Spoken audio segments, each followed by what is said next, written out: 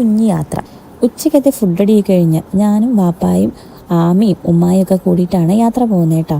ഞാൻ ബാക്കിലത്തെ സീറ്റിൽ നിന്ന് കയറിയോണ്ട് അവനും എൻ്റെ ഒപ്പം പുറയിലാട്ടോ ഇരുന്നേ.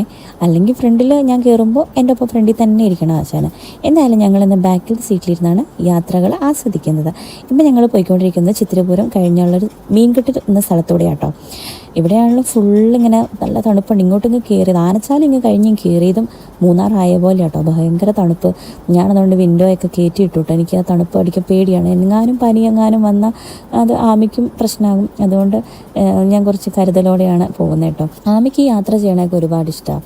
അതുകൊണ്ട് അവനെയും കൊണ്ട് എവിടെ വേണമെങ്കിലും പോകാം. അവനൊക്കെ സമയാസമയം ഭക്ഷണവും ഉറക്കവും മാത്രം നടന്നാൽ മതി. ഇത് രണ്ടും പ്രോപ്പറായി നടന്നിട്ടുണ്ടെങ്കിൽ അവനെയും കൊണ്ട് ഹിമാലയം വരെ വേണമെങ്കിൽ പോകാം. ഇപ്പം ഞങ്ങൾ പോയിക്കൊണ്ടിരിക്കുന്ന രണ്ടാമത് എന്ന സ്ഥലത്തോട്. ഇവിടെ മുഴുവൻ ടൂറിസ്റ്റുകളാട്ടോ. എന്ത് ടൂറിസ്റ്റുകളാണ്! ഇത്രയും ആൾക്കാർ മൂന്നാറിലേക്ക് വരുന്നുണ്ടല്ലോ എന്ന് ഓർക്കുമ്പോൾ തന്നെ ശരിക്കും അത്ഭുതം കേട്ടോ. സത്യം പറഞ്ഞാൽ ഇവിടുത്തെ ഒരു ക്ലൈമറ്റും തണുപ്പും പിന്നെ